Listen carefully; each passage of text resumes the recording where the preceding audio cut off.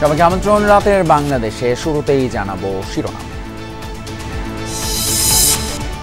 BNP এবং জামায়াতের সাথে প্রধান উপদেষ্টার বৈঠক। নির্বাচনের সুনির্দিষ্ট রোড ম্যাপ এবং সংস্কার চাই দুদল। উপদেষ্টা পরিষদ পুনর্গঠনের দাবি বিএনপির। বিএনপি কখনই প্রধান উপদেষ্টার পদত্যাগ চায়নি। নিরাপত্তা উপদেষ্টা এবং আর দুইজন ছাত্র উপদেষ্টা যাদের কারণে এই সরকারের নিরপেক্ষতা ক্ষুণ্ণ হচ্ছে, তাদেরকে বাদ দেওয়ার জন্য আমরা আজকেও লিখিত বক্তব্য আমরা দিয়েছি। সংস্কার শেষ না করে যদি কোনো নির্বাচন হয়, এই নির্বাচনে জনগণ তাদের প্রত্যাশা পূরণ করতে পারবে না। দায়িত্ব পালন অসম্ভব করে তুললে প্রয়োজনীয় ব্যবস্থা নেবে সরকার। উপদেষ্টা পরিষদের বৈঠক। চিহ্নিত করা হচ্ছে প্রতিবন্ধকতার উৎস। সকল প্রতিবন্ধকতা কাটিয়েই আমাদের অর্পিত দায়িত্ব, এটা তো একটা বড় দায়িত্ব। এর উপর নির্ভর করবে দেশের ভবিষ্যৎ, বহু বছরের ভবিষ্যৎ। এই দায়িত্ব ছেড়ে তো আমরা যেতে পারবো না। বিচার, সংস্কার এবং নির্বাচনের রোডম্যাপ একত্রে ঘোষণার আহ্বান এনসিপির। দুই ছাত্র উপদেষ্টা দলের কেউ নন, বললেন নাহিদ। বিচার, সংস্কার এবং নির্বাচন, এই তিনটিরই রোডম্যাপ একসাথে প্রকাশ করা উচিত।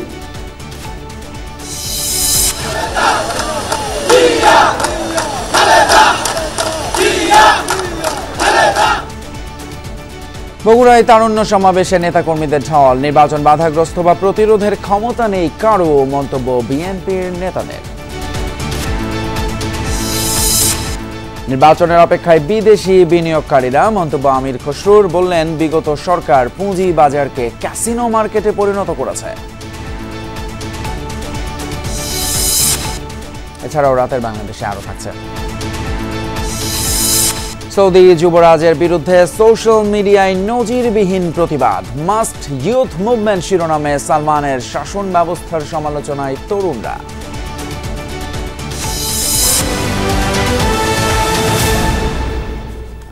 এতক্ষণ শিরোনামগুলো দেখছিলেন, আর আপনাদের সঙ্গে আছি আমি ফয়সাল তিতুমির। প্রধান উপদেষ্টা ডক্টর মোহাম্মদ ইউনূসের সঙ্গে আলোচনায় আবারও ডিসেম্বরের মধ্যে নির্বাচন দেওয়ার দাবি জানিয়েছে বিএনপি। পাশাপাশি বিতর্কিত উপদেষ্টাদের বাদ দিয়ে উপদেষ্টা পরিষদ নতুন করে পুনর্গঠনের দাবিও জানানো হয়। শনিবার রাতে যমুনায় প্রধান উপদেষ্টার সাথে বৈঠক শেষে প্রতিনিধি দলে নেতৃত্ব দেওয়া বিএনপির স্থায়ী কমিটির সদস্য ডক্টর খন্দকার মোশাররফ হোসেন ব্রিফ করেন সাংবাদিকদের। বলেন, সংস্কার এবং বিচার কাজ নিয়ে বিএনপির মধ্যে কোনো দ্বিধা নেই। আওয়ামী লীগের সময় সবচেয়ে বেশি নির্যাতিত নিপীড়িত দল বিএনপি। ক্ষমতায় গেলে বিএনপি গণহত্যার দায়ে আওয়ামী লীগের বিচার করবে, আর সেই সাথে ৩১ দফার আলোকে সংস্কার কার্যক্রমের কথাও জানান ডক্টর খন্দকার মোশাররফ হোসেন। এ সময় দলের স্থায়ী কমিটির সদস্য সালাউদ্দিন আহমদ বলেন, নিরাপত্তা এবং দুই ছাত্র উপদেষ্টার কারণে সরকার এখন বিতর্কিত, তাই তাদের পদত্যাগ চাই বিএনপি। বৈঠকে আরও উপস্থিত ছিলেন দলের স্থায়ী কমিটির সদস্য ডক্টর আব্দুল মঈন খান এবং আমির খসরু মাহমুদ চৌধুরী। বিএনপি কখনই প্রধান উপদেষ্টার পদত্যাগ চায়নি, বরঞ্চ প্রথম দিন থেকেই এই সরকারকে সর্বাত্মক সহযোগিতা করে আসছে। যেগুলো সম্পন্ন না হবে, সেগুলো যদি বিএনপি ক্ষমতায় যায়, তাহলে বিচারের আওতায় এনে স্বাধীন বিচার ব্যবস্থার মাধ্যমে এই বিচার সম্পন্ন করা হবে। নিরাপত্তা উপদেষ্টা এবং আর দুইজন ছাত্র উপদেষ্টা যাদের কারণে এই সরকারের নিরপেক্ষতা ক্ষুণ্ণ হচ্ছে, তাদেরকে বাদ দেওয়ার জন্য আমরা আজকেও লিখিত বক্তব্য আমরা দিয়েছি, মুখেও বলেছি।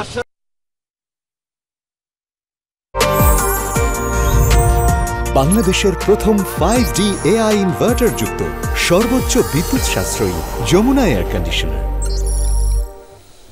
প্রধান উপদেষ্টার দেয়া সময়সীমার মধ্যেই নির্বাচন এবং সংস্কার আর একই সাথে দৃশ্যমান বিচারের দাবি জানিয়েছে বাংলাদেশ জামায়াতে ইসলামীর আমির ডক্টর শফিকুর রহমান। শনিবার রাত 9:30টার দিকে প্রায় 1 ঘন্টার বৈঠক শেষে সাংবাদিকদের সামনে আসেন জামায়াতের আমির শফিকুর রহমান। দলের আমির জানান, জামায়াত দুটি বিষয় স্পষ্ট হতে চায়। প্রথমত, নির্বাচনের সুনির্দিষ্ট তারিখ জানতে চায় তারা। ভোটের তারিখ ঘোষণা না হওয়ায় রাজনৈতিক দলগুলোর মধ্যে শঙ্কা তৈরি হয়েছে বলে উল্লেখ করেন তিনি। এছাড়া ভোটের আগে জরুরি কিছু বিষয়ে সংস্কারের কথা তুলে ধরেন জামায়াতের আমির। আর জুলাই ঘোষণা জারি করার কথাও বলেছে জামায়াত।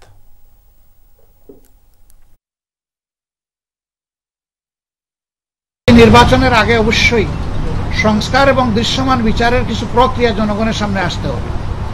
সংস্কার শেষ না করে যদি কোনো নির্বাচন হয়, এই নির্বাচনে জনগণ তাদের প্রত্যাশা পূরণ করতে পারবে না। আবার সব সংস্কার এই সরকারের পক্ষে করা সম্ভব না। মাত্র 5টা সুনির্দিষ্ট বিষয়ে তারা হাত দিয়েছে। এতটুকু নিষ্পত্তি হওয়া উচিত সন্তোষজনকভাবে।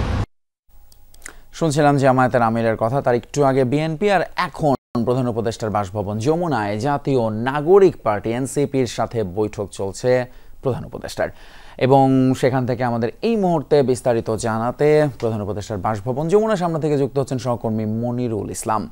মনির, আপনি সেখানেই সন্ধ্যা থেকে আছেন, একের পর এক বৈঠকগুলো দেখছেন।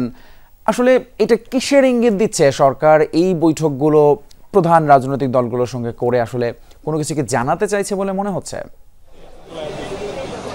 ওনাকে একটু সরতে বলেন। জি, আসলে এমন প্রশ্ন আমাদেরও। আমরা এর আগে বিএনপি এবং হচ্ছে যে রাজনৈতিক দল আরেকটি জামাত ইসলাম, দুই দলের নেতাদের বক্তব্য শুনেছি। আসলে সবাই যার যার মতো কথা বলে গেছে, নির্বাচন কেন্দ্রিক কথা বলে গেছে। নির্বাচন কেন্দ্রিক কথায় যার যার দলের দলীয় অবস্থান তুলে ধরেছে।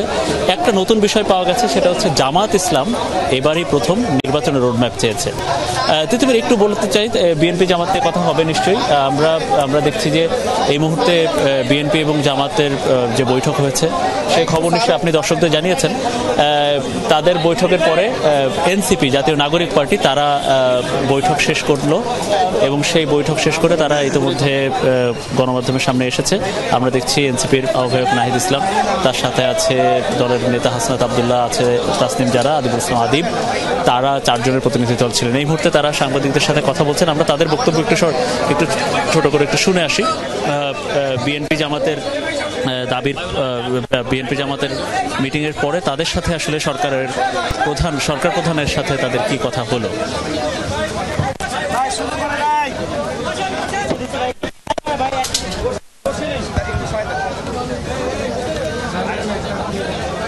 ভাই ফলো রাখেন, 2 মিনিটের মধ্যে কথা বলবে। হ্যাঁ, আপনি আমারে হচ্ছে যে করে দেন, আমারে কাটেন, ভিজেরে কানেক্ট করেন। ভাই বসলে ভালো হতো না? বসলে হয় না, বসলে কাছাকাছি।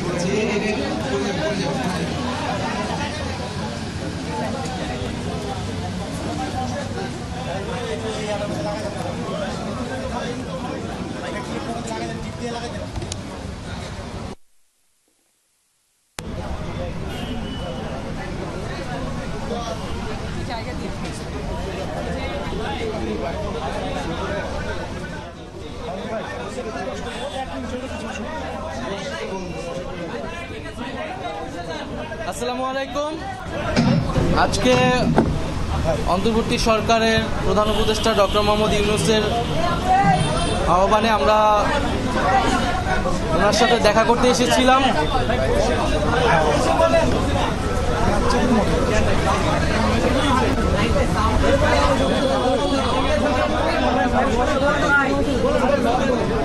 তো আমাদের জাতীয় নাগরিক পার্টির সাথে ডক্টর মোহাম্মদ ইউনূসের আজকে একটি বৈঠক হয়েছে, এবং উনি বিভিন্ন রাজনৈতিক দলের সাথেই বসছেন।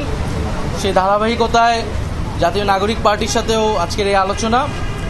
তো আজকের এই আলোচনায় আমরা প্রথমেই ডক্টর মোহাম্মদ ইউনূসের প্রতি সমর্থন জানিয়েছি, এবং ওনাকে আমরা অনুরোধ করেছি, আহ্বান জানিয়েছি যে গণঅভ্যুত্থানের যেই প্রতিশ্রুতি রক্ষায় উনি দায়িত্ব গ্রহণ করেছিলেন, সেই দায়িত্ব সম্পন্ন করেই যাতে উনি সিদ্ধান্ত নেন যে কোনো বিষয়ে।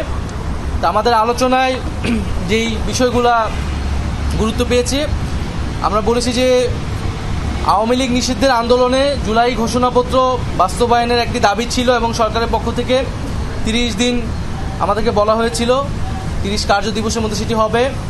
তো নির্ধারিত সময়ের মধ্যে যাতে জুলাই ঘোষণাপত্র জারি করা হয়, প্রদান করা হয়, সেই বিষয়ে আমরা আহ্বান জানিয়েছি, এবং সরকারের পক্ষ থেকে ডক্টর ইউনূস স্যারের পক্ষ থেকে আমাদেরকে আশ্বস্ত করা হয়েছে।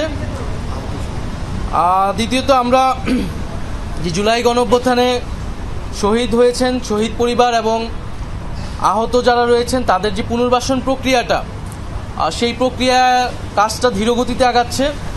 সঞ্চয়পত্র গণ-অভ্যুত্থান অধিদপ্তর থেকে যে সঞ্চয়পত্র দেওয়ার কথা ছিল সেটি এখনও সকল শহীদ পরিবার পায়নি।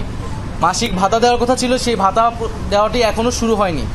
আমরা বলেছি যাতে দ্রুত সময়ের মধ্যেই প্রতিশ্রুতিকৃত সকল যে দাবি আর্থিক সহায়তা সহ পুনর্বাসনে সেই বিষয়টি যাতে নিশ্চিত করা হয়। দ্বিতীয়ত, শেখ হাসিনার আমলে হওয়া জাতীয় এবং স্থানীয় পর্যায়ের সকল নির্বাচনকে আমরা আনুষ্ঠানিকভাবে অবৈধ ঘোষণা করতে বলেছি। কারণ সেই সময়টা শেখ হাসিনা একটা ফ্যাসিবাদী শাসন ব্যবস্থায় ইলেকশন করেছিল এবং মানুষের ভোটাধিকার হরণ করেছিল। রাতের ভোট হয়েছে, ডামি নির্বাচনের ভোট, ডামি প্রার্থীর ভোট হয়েছে। ফলে সেই নির্বাচনগুলো নিয়ে প্রশ্ন রয়েছে এবং এই নির্বাচনগুলোকে সেই সময়ের বিরোধী রাজনৈতিক দলগুলোও বিভিন্ন সময় প্রত্যাখ্যান করেছে। ফলে আমরা মনে করি যে সেই নির্বাচনগুলো থেকে আবার সেই নির্বাচনগুলোকে আবার আদালতে নিয়ে যে এক ধরনের পরিস্থিতি তৈরি করা হচ্ছে। তো সেই বিশৃঙ্খলা এড়াতে সেই পূর্বের নির্বাচনগুলোকে আইনগতভাবেই অবৈধ ঘোষণা যাতে করা হয়। আমরা চতুর্থত বলেছি যে ইলেকশন কমিশনের উপর আস্থা রাখতে পারছি না রাজনৈতিক দল হিসেবে, সেই ইলেকশন কমিশন পুনর্গঠন করে যাতে স্থানীয় সরকার নির্বাচনের দ্রুত আয়োজন করা হয়। এর ফলে নাগরিক সেবা যেই দুর্ভোগটি হচ্ছে, নাগরিক সেবা পাচ্ছে না জনগণ, সেটি নিশ্চিত করা সম্ভব হবে। আর সর্বশেষ আমরা বলেছি যে জুলাই গণহত্যার বিচার এবং যে সংস্কার প্রক্রিয়া চলমান এবং সংস্কারের যে জুলাই সনদ ঘোষণা হওয়ার কথা এবং যে আমরা নির্বাচনের কথা বলছি, গণপরিষদ এবং আইনসভা নির্বাচন, এই তিনটি সমন্বিত একটি পরিকল্পনা, সুনির্দিষ্ট পরিকল্পনা বা রোডম্যাপ যাতে একত্রে সরকার ঘোষণা করে এবং আমাদের যেই গণঅভ্যুত্থানের প্রতিশ্রুতি ছিল সংস্কার বিচার, সেটির মধ্য দিয়ে আসলে বাস্তবায়ন হওয়া সম্ভব। জুলাই মাসের মধ্যেই জুলাই সনদ আসবে এরকমটা আশ্বস্ত আমাদেরকে করা হয়েছে। আমরা বলেছি যে বিচারটাও কবে শেষ হবে, কোন প্রক্রিয়া আগাবে এবং নির্বাচন যেটা ডিসেম্বর থেকে জুনের মধ্যে হওয়ার কথা, সেটারও একটা সুনির্দিষ্ট পরিকল্পনা যাতে সরকারের পক্ষ থেকে ঘোষণা করে। মোটা দাগে এই 5টি বিষয়ে আমাদের আলোচনা হয়েছে। আজকে আপনাদেরকে ডেকেছে সরকার, আসলে কেন ডেকেছে আজকে আপনাদেরকে? আমরা একই সাথে সমন্বিতভাবে 3টা বিষয়ের একত্রে একটা রোডম্যাপ চেয়েছি, যেখানে জুলাই গণহত্যার বিচার, সংস্কার বা জুলাই সনদ এবং আমরা যে গণপরিষদ এবং আইনসভা নির্বাচন চাচ্ছি সেটির সমন্বিত একটি রোডম্যাপ।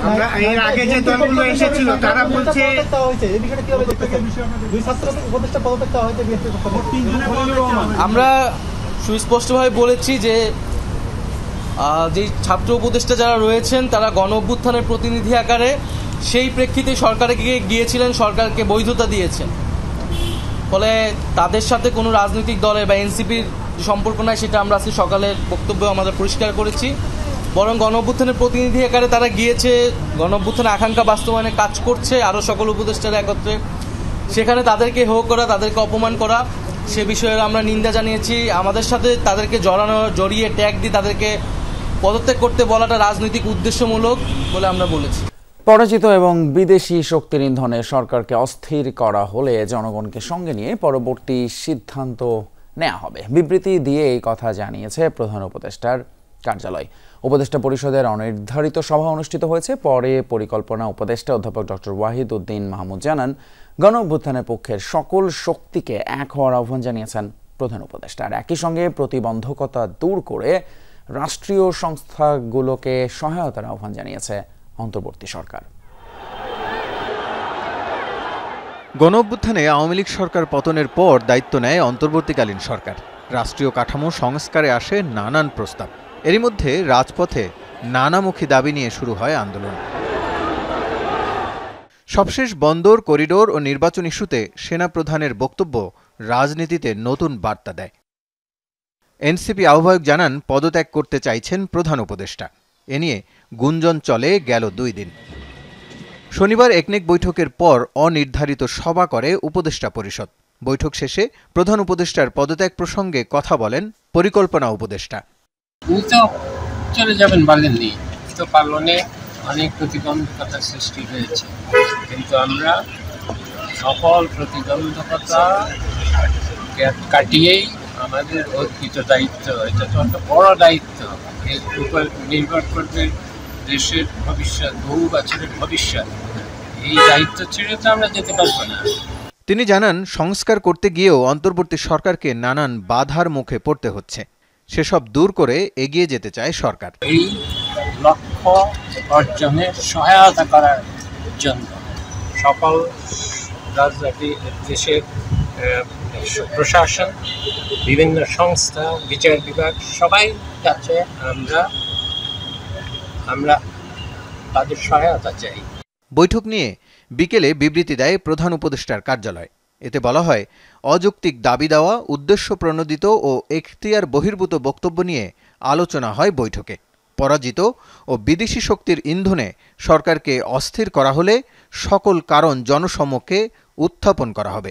জনগণকে সঙ্গে নিয়ে পরবর্তী সিদ্ধান্ত নেবে সরকার।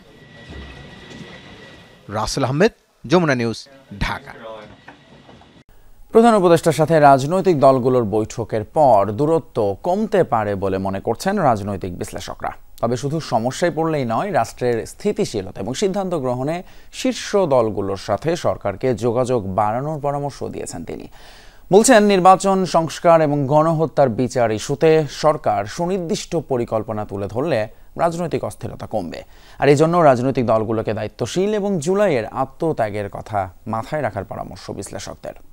সবকিছু একটা অনিশ্চয়তা সৃষ্টি করে এবং আমরা জানি না কিভাবে এটার পরিণতি কী, কিন্তু আমি আশা করি সবাই মিলে কতগুলো মৌলিক বিষয় ঐক্যমত্যে পৌঁছবে রাজনৈতিক দল এবং সরকার, যার ফলে যে কাজটা আমরা করছি, যে প্রক্রিয়াটা চলমান আছে, সেই প্রক্রিয়াটা একটা যৌক্তিক সমাধানে পৌঁছবে।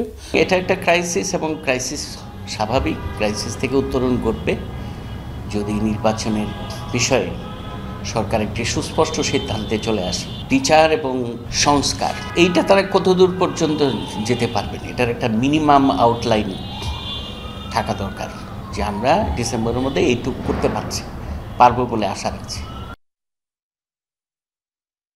নতুন দল সংগঠিত করতে কিংবা জোট গঠনের জন্য সময় দিতে রাজি নয় জনগণ। নির্বাচন বাধাগ্রস্ত কিংবা প্রতিরোধের ক্ষমতা কারণেই। বগুড়ায় তারুণ্যের সমাবেশে যোগ দিয়ে হুঁশিয়ারি দিয়েছেন বিএনপির স্থায়ী কমিটির সদস্য নজরুল ইসলাম খান। বলেন, সংস্কার প্রয়োজন, তবে সব সংস্কারের জন্য এই সরকার প্রতিষ্ঠিত হয়নি। দলের সিনিয়র যুগ্ম মহাসচিব রিজভী আহমেদ বলেছেন, সরকারের সমালোচনা করলেই বিএনপির উপর দোষ চাপানো হয়। বগুড়া থেকে রুবেল হোসেনের ক্যামেরায় সাইফুদ্দিন রবিনের রিপোর্টে বিস্তারিত। বৃষ্টি ভেজা সমাবেশ, বৃষ্টির মধ্যেই নেতাকর্মীরা ঠায় দাঁড়িয়ে বগুড়া সেন্ট্রাল মাঠে তারুণ্যের রাজনৈতিক অধিকার প্রতিষ্ঠার সমাবেশে ছাত্রদল, যুবদল, স্বেচ্ছাসেবক দলের এই সমাবেশ শুরুর কথা ছিল বিকেল ৩টায়। ৪টার পর শুরু হয় সমাবেশ। দিনের শুরু থেকেই রংপুর ও রাজশাহী বিভাগের সব জেলা উপজেলার নেতাকর্মীরা মিছিল নিয়ে ভিড় করেন সমাবেশস্থলে।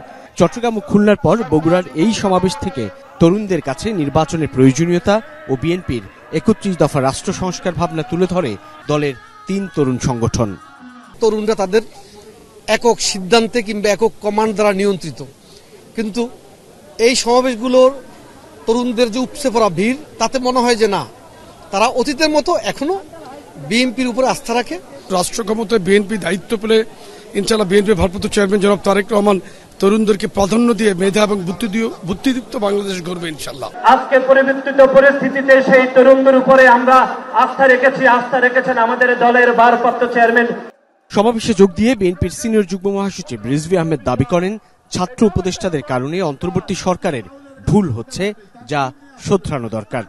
ডক্টর ইউনূস সাহেবের হয়েছে কি, তিনি শুধু ছেলেদের দিয়ে না, ছেলের বয়সী নয়, নাতির বয়সী অনেক অ্যাডভাইজার করার কারণে কিছু তার ভুল হচ্ছে এবং এই ভুলটা আসলে শোধরানো দরকার। রাজনৈতিক দল তো সমালোচনা করবেই। প্রধান অতিথির বক্তব্যে বিএনপি স্থায়ী কমিটির সদস্য নজরুল ইসলাম খান বলেন, হাসিনা পতনের পর নতুন বাংলাদেশের স্বপ্ন নস্যাতের ষড়যন্ত্র চলছে। তারা যেসব পরিবর্তনের কথা বলছেন 31 দফা তার সবগুলোরই আছে প্রায়, কিন্তু সব সংস্কার করে ফেলার জন্য এই সরকার প্রতিষ্ঠা হয় নাই।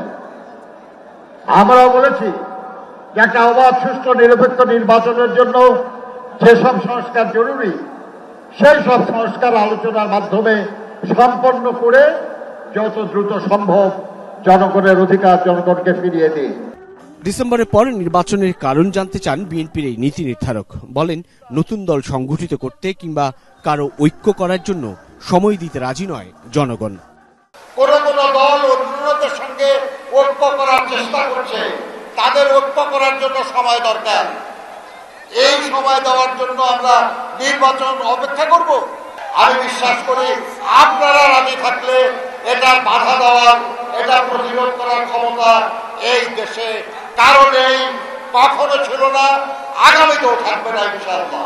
বারবার বিজয় ছিনিয়ে নেওয়া হয়েছে উল্লেখ করে নেতারা শহীদদের ঋণ পরিশোধে সকলকে সচেতন ও সংগঠিত থাকার আহ্বান জানান। মাঠে প্রবেশ করার যে দুটি গেট রয়েছে, বগুড়া সেন্ট্রাল মাঠের এই সমাবেশে যোগ দিয়েছে রংপুর ও রাজশাহী বিভাগের তরুণ নেতাকর্মীরা। একেবারে উত্তরের জনপদের প্রান্তিক নেতাকর্মীরা যোগ দিয়ে এই সমাবেশকে জানান দেওয়ার চেষ্টা করেছে আগামীতে তাদের ভোটাধিকার নিশ্চিত করার জন্য নির্বাচন দিতে হবে এবং সেই নির্বাচন রাজনৈতিক সরকার হবে, জবাবদিহিমূলক সরকার। আমি বলতে চাই আগামীতে তারা আমরা এই যমুনা পাড়ের মানুষ হবে উৎপাদনশীল দুলুভাই আছে, দুলুভাইয়ের নেতৃত্বে, আসাদ ভাইয়ের নেতৃত্বে তিস্তা পাড়ের মানুষ। বগুড়া। রাতের বাংলাদেশের শুরুতে যেমনটি বলছিলাম, প্রধান উপদেষ্টার বাসভবন যমুনায় বিএনপি, জামায়াতে ইসলামী এবং জাতীয় নাগরিক পার্টির সাথে বৈঠক শেষ করেছেন প্রধান উপদেষ্টা। আর এখন এই বৈঠকের বিষয়ে ব্রিফ করছেন প্রধান উপদেষ্টা প্রেস সচিব শফিকুল আলম। আমরা সরাসরি যাচ্ছি সেখানে। মনে করে না যে এখন যে এই অবস্থায় আছে তাতে লেভেল প্লেইং ফিল্ড, একটা ফ্রি অ্যান্ড ফেয়ার ইলেকশনের জন্য যে পরিবেশ দরকার সেই পরিবেশটা নাই এবং এটা কোনো লেভেল প্লেইং ফিল্ড নাই। তারা জোর দিয়েছেন যাতে এই ইলেকশন কমিশনের সংস্কারের মাধ্যমে এটা লেভেল প্লেইং ফিল্ড এনশিওর করা হয়। আর সংস্কারের বিষয়ে প্রফেসর আলিস রিয়াজ বলেছেন যে সংস্কার প্রক্রিয়া মিড জুলাইয়ের মধ্যে শেষ করে জুলাই চার্টারটা গৃহীত হবে এবং জুলাই প্রোক্লেমেশনের বিষয়েও আমাদের কাজ হচ্ছে এবং আমরা আশা করছি যে খুব দ্রুত এই কাজটা শেষ হবে। এই ছিল, আর অন্যান্য আর এগুলোই ছিল আজকের। এর বাইরে তেমন কোনো আমরা বলবো যে এগুলো আপনাদের প্রশ্ন নিচ্ছি। আপনারা প্রধান উপদেষ্টার পক্ষ থেকে কি বার্তা ছিল? রাজনৈতিক দলগুলো যে আসলো তাদের বক্তব্য শুনে প্রধান উপদেষ্টার পক্ষ থেকে কি বার্তা? উনি তো প্রত্যেকটা বিষয়ে বিচার প্রক্রিয়ার বিষয়ে প্রধান উপদেষ্টা বলেছেন এই মাসেই বিচার প্রক্রিয়া শুরু হবে। জুলাই যে হত্যাযজ্ঞ হয়েছে সেটার বিচার প্রক্রিয়া এই মাসে হবে এবং পার্টিগুলো তার কাছে অনুরোধ করেছেন যে খুব বিচার প্রক্রিয়ার জন্য খুব কুইক হয় এবং but at the same time যাতে ডিউ প্রসেসটা মেনটেন করে যত দ্রুত বিচার প্রক্রিয়া করা যায়। প্রফেসর ইউনূস তাদেরকে বলেছেন যে উনি এখানে সর্বোচ্চ এমফাসিস দিচ্ছেন যাতে এই বিচার প্রক্রিয়াটা দ্রুত এবং সমস্ত ডিউ প্রসেস মেনটেন করেই হয়। যে পরিস্থিতিতে আজকের বৈঠকটা হয়েছে, গত দুদিন আজকের বৈঠকে কি সংকট? রাজনৈতিক দলগুলোর সঙ্গে প্রধান উপদেষ্টার বৈঠক নিয়ে ব্রিফ করছিলেন প্রেস সচিব শফিকুল আলম। আমরা এই মুহূর্তে রাতের বাংলাদেশে নেব একটা বিরতি, একটু পরেই ফিরবো, সঙ্গে থাকুন। ঢাকা বিশ্ববিদ্যালয় কেন্দ্রীয় ছাত্র সংসদ ডাকসু নির্বাচন দ্রুততম সময়ে আয়োজন করা, ক্যাম্পাসের নিরাপত্তা নিশ্চিত এবং সাম্য হত্যার বিচার, এই 3 দাবিতে অবস্থান কর্মসূচি পালন করেছে গণতান্ত্রিক ছাত্র সংসদের নেতাকর্মীরা। শনিবার দুপুরে মধুর ক্যান্টিনের সামনে জড়ো হয়ে সেখান থেকে একটি বিক্ষোভ মিছিল নিয়ে বের হয় তারা। কলাভবন, হলপাড়া প্রদক্ষিণ করে সিনেট ভবনের সামনে গিয়ে অবস্থান কর্মসূচি পালন করে। এ সময় গণতান্ত্রিক ছাত্র সংসদের ঢাকা বিশ্ববিদ্যালয় শাখার আহ্বায়ক আব্দুল কাদের আজকের মধ্যেই ডাকসু নির্বাচনের তফসিল ঘোষণা করতে সময় বেঁধে দেন। এনবিআর বিলুপ্তির অধ্যাদেশ বাতিল এবং চেয়ারম্যানের অপসারণের স্পষ্ট ঘোষণা না থাকায় অর্থ মন্ত্রণালয়ের ব্যাখ্যা প্রত্যাখ্যান করেছে এনবিআর সংস্কার ঐক্য পরিষদ। রাজস্ব ভবনের সামনে অবস্থান কর্মসূচি পালন করেছেন কর্মকর্তা কর্মচারীরা।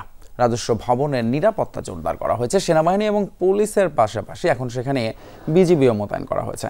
আন্দোলনকারীরা বলছেন 4 দফা দাবি আদায়ে কর্মসূচি অব্যাহত থাকবে। তবে বৃহস্পতিবার অর্থ মন্ত্রণালয় এনবিআর সংক্রান্ত সংশোধনের যে ঘোষণা দিয়েছে তাকে স্বাগত জানিয়েছেন কর্মকর্তারা। বলছেন মূল 4টি দাবির বিষয়ে সুস্পষ্ট ঘোষণা আসলেই কর্মসূচি প্রত্যাহার করা হবে।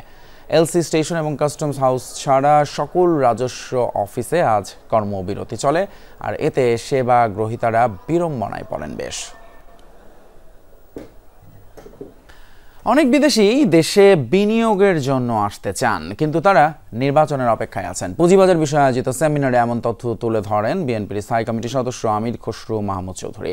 বলেন, গত 15 বছরে পুঁজিবাজারকে ক্যাসিনো মার্কেটে পরিণত করা হয়েছে। পুঁজিবাজারের অচল অবস্থা কাটাতে বড় ধরনের চিকিৎসা দরকার বলে মনে করেন অর্থনীতিবিদরা। অর্থনীতির সাথে সঙ্গতি রেখে এগোতে পারছে না দেশের পুঁজিবাজার। 1.5 দশক ধরেই ঘুরপাক খাচ্ছে পতনের বৃত্তে। সম্ভাবনা থাকার পরও বিনিয়োগ, সঞ্চয় এবং কর্মসংস্থানে কার্যকর ভূমিকা রাখতে পারছে না পুঁজিবাজার। ডিএসই ব্রোকার্স অ্যাসোসিয়েশন ডিবিএ আয়োজিত সেমিনারে বক্তারা বলেন, প্রতিবেশী দেশগুলোতে পুঁজিবাজার সম্প্রসারিত হলেও এখানে উল্টো সংকুচিত হয়েছে। এজন্য দায় আছে নিয়ন্ত্রক সংস্থা সহ সংশ্লিষ্ট প্রতিষ্ঠানেরও। চলমান অচল অবস্থা কাটাতে প্রাতিষ্ঠানিক বিনিয়োগ বাড়ানোর উপর গুরুত্ব দেন তারা। যে অচলাবস্থার সৃষ্টি হয়েছে এটা কোনোভাবেই উপকারী হচ্ছে না। এই অচলাবস্থা থেকে বেরোতে হবে, একে অপরকে আস্থায় নিতে হবে। বাংলাদেশের পুঁজিবাজার ঘুরে দাঁড়ানো বাংলাদেশের উচ্চতর মধ্যমায়ের দেশের জন্য একটা অন্যতম বড় হাতিয়ার হিসেবে আসতে হবে। মার্কেটের যে সার্ভাইলেন্স মনিটরিংয়ে মানব সম্পদ, প্রক্রিয়া বা প্রসেস এবং টেকনোলজি বা প্রযুক্তি, এই 3টা ক্ষেত্রেই আমাদের ভীষণ দুর্বলতা আছে। রিটেল মার্কেট ইনভেস্টর আছে, এটাকে আমরা খারাপ বলবো না, কিন্তু ওইটা দিয়ে ক্যাপিটাল মার্কেট পৃথিবীতে কোথাও দাঁড়ায় না। ইনস্টিটিউশনাল ইনভেস্টর খুব প্রয়োজন।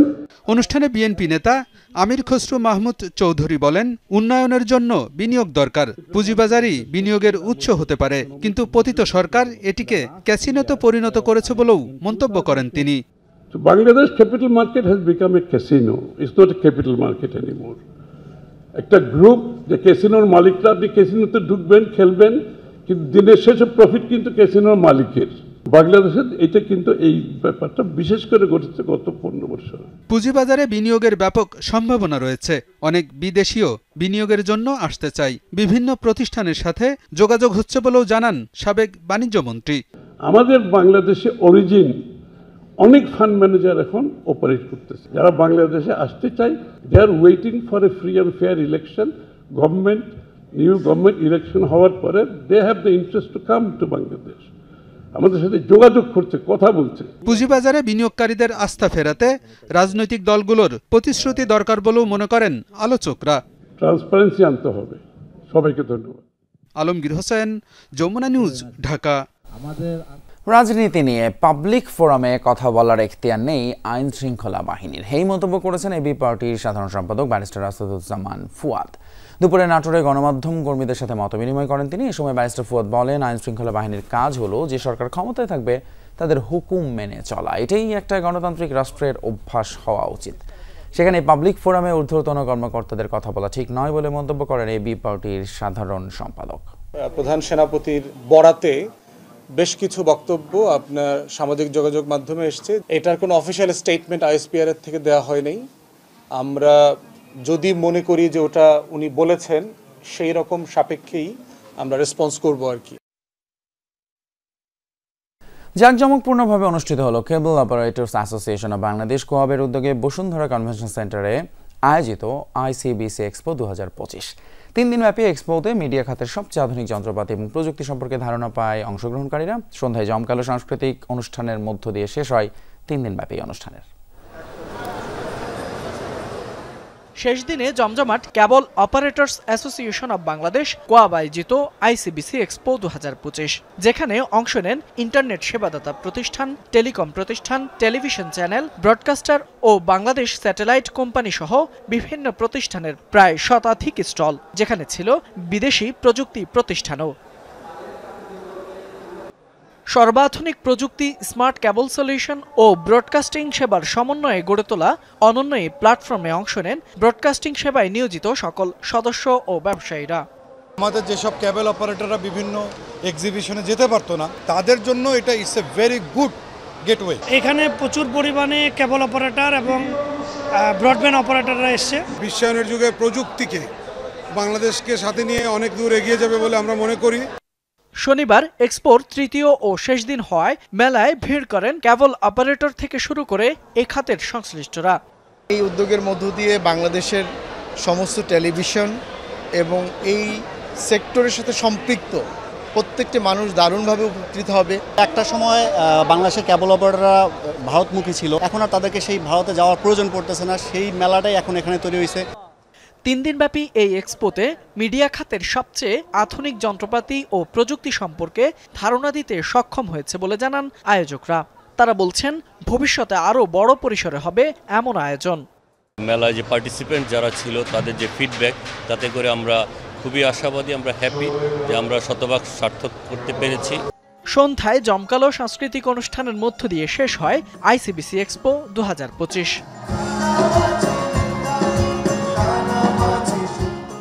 ফয়সাল মাহমুদ, যমুনা নিউজ, ঢাকা। সৌদি যুবরাজের বিরুদ্ধে নজিরবিহীন আন্দোলন চলছে সোশ্যাল মিডিয়ায়। বর্তমান শাসকের পতনের দাবিতে ছড়িয়ে পড়েছে মাস্ট ইউথ মুভমেন্ট।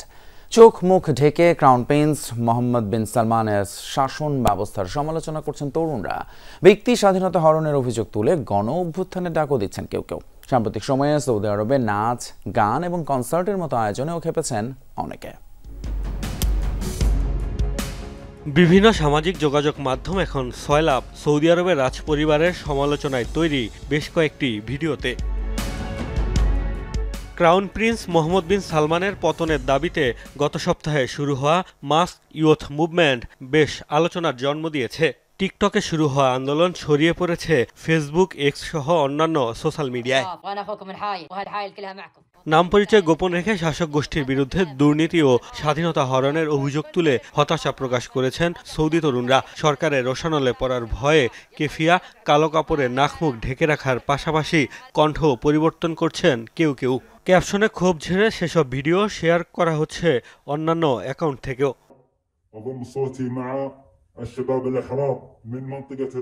আন্দোলনকারীদের অভিযোগ, নাগরিকদের জীবন মান উন্নয়নে নজর নেই সৌদি সরকারের। যুবরাজের মনোযোগ কেবল মেগা প্রজেক্ট আর নাচ, গান, কনসার্টের মতো বিনোদনমূলক কর্মকাণ্ডে। যুবরাজের পতনে গণ অভ্যুত্থানের ডাকও দিচ্ছেন কেউ কেউ। পশ্চিমা সংস্কৃতির আগ্রাসন থেকে মুসলিমদের পবিত্র 2 নগরী রক্ষার আহ্বানও জানানো হচ্ছে। সামাজিক মাধ্যমে ঝড় তুললেও আন্দোলনকে অনেকে সৌদি থেকে বিতাড়িত প্রবাসীদের এজেন্ট আখ্যা দিচ্ছেন। বলছেন বিশ্বের কাছে দেশটির ভাবমূর্তি নষ্ট করতেই এই তৎপরতা। এদিকে নাম পরিচয় গোপন করলেও আন্দোলনকারীদের নিরাপত্তা নিয়ে শঙ্কা প্রকাশ করেছে মানবাধিকার সংস্থাগুলো। 2017 সালে ক্রাউন প্রিন্স মোহাম্মদ বিন সালমান দায়িত্ব নেওয়ার পর ফেসবুকে সমালোচনা করে গ্রেফতার হয়েছেন অনেকেই। নাম পরিচয় গোপন করেও শেষ রক্ষা হয়নি কারো কারো, অনেকের হয়েছে কারাদণ্ড। মোস্তফা মাহমুদ, যমুনা নিউজ। এরই সাথে শেষ করছি আমাদের রাতের বাংলাদেশের এখনকার আয়োজন। এতক্ষণ সাথে থাকার জন্য ধন্যবাদ আপনাদের সবাইকে।